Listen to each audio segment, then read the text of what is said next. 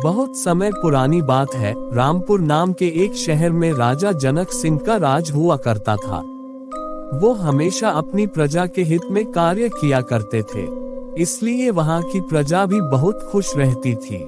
एक दिन कोई गिद्ध आकाश में भूतिया पेड़ के बीज लेकर उड़ रहा था। जैसे ही गिद्ध रामपुर पहुंचा, तो उसके मुंह से एक बीज अचानक रामपुर के बीचों बीच गिर गया। बीज मायावी था, इसलिए अगले ही दिन वो पौधा बन गया। वहाँ आसपास के लोगों ने जब पौधे को देखा तो हैरान रह गए, क्योंकि पौधे का रंग काला था। बाद में लोगों ने आपस में चर्चा की, अरे इस पौधे का रंग तो काला है, जरूर ये शैतानी पौधा होगा।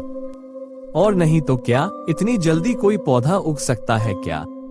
आप लोग भी क्या फालतू की बात कर रहे हो सकता है कि खेत में उगने वाला कोई घास पात या वनस्पति होगी, जिसके बारे में हमें पता ही नहीं हो। वो चर्चा वहाँ खत्म हुई और लोगों को यही लगा कि ये कोई घास है जिनके बारे में उन्हें नहीं पता। दूसरे दिन वो पौधा काफी बड़ा हो गया। लोगों को और ज्यादा अचंभा हुआ कि आखिर एक ही दिन में ये पौधा इतना बड़ा कैसे हो गया। होते होते वो पौधा तीसरे दिन पेड़ बन गया। समय गुजरा और लोग भी तेजी से बढ़ने वाले पौधे के बारे में सोचकर परेशान हो रहे थे। वो इस मामले को राजा के पास लेकर गए। राजन, शहर के बीचों बीच एक पौधा उग गया है जो कि बिजली की रफ्तार से बढ़ रहा है। कृपया कुछ करें, वरना अनर्थ हो जाएगा।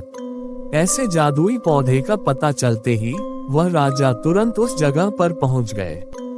राजा को जैसे ही पता चला कि एक काले रंग का पौधा 3 दिन में पेड़ बना है, तो वो भी उस पेड़ को हैरानी से देखने लगे।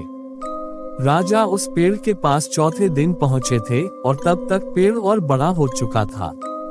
वो इतनी तेजी से फैला कि किसी को यकीन ही नहीं हो रहा था। राजा समझ गए कि पेड़ का रंग काला है, इसमें जरूर कुछ जादू टोना होगा। ये सोचकर राजा चिंता में पड़ गए।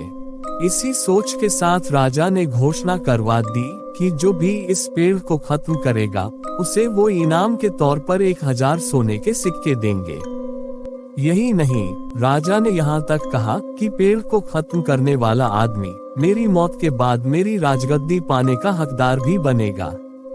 इतनी बड़ी घोषणा सुनने के बाद हर कोई पेड़ खत्म करने के लिए अपना दिमाग लगाने लगा। राजा के सारे चतुर चालाक मंत्रियों ने भी तरकीब लगाए, लेकिन पेड़ को कोई भी खत्म नहीं कर पाया। किसी ने पेड़ के आसपास आग लगवाई, तो एक मंत्री ने उस भूतिया पेड़ को हाथियों तक से खींचवाया, लेकिन पेड़ को कुछ भी न हुआ। अब लोगों के मन में डर बैठ गया और उन्हें लगा कि पक्का यह ऐसा वैसा नहीं, बल्कि भूतिया पेड़ है। तभी उस गांव के एक समझदार व्यक्ति को राजा की घोषणा का पता लगा। जानकारी मिलते ही वह अपने गुरु के पास भूतिया पेड़ से जुड़े रहस्य को जानने के लिए पहुंच गया। गुरु जी ने अपनी ध्यान की शक्ति को इकट्ठा करके देखा और उससे पूछा, क्या तुम उस पेड़ को खत्म करना चाहते हो? हाँ गुरुजी, सब उससे परेशान हैं। गुरु जी ने बताया कि उसे खत्म करने का एक ही तरीका है। इसके लिए तुम्हें उस पेड़ के आसपास नमक डालना होगा। इस तरकीब के बारे में जानते ही वो व्यक्ति तेजी से राजा के पास गया और कहा, हे राजन, इस पेड़ के आसपास आपको नमक डलवाना होगा। ऐसा करने पर ही यह पेड़ खत्म होगा। राजा ने अपने सैनिकों को ठीक ऐसा ही करने को कहा। सैनिकों ने मिलकर पेड़ के चारों ओर खूब सारा नमक डाल दिया। नमक डालने के एक दिन बाद ही पेड़ का आकार कुछ कम हुआ और होते होते 5वें दिन तक पेड़ एकदम छोटा हो गया। उसके बाद गलकर वो गायब ही हो गया।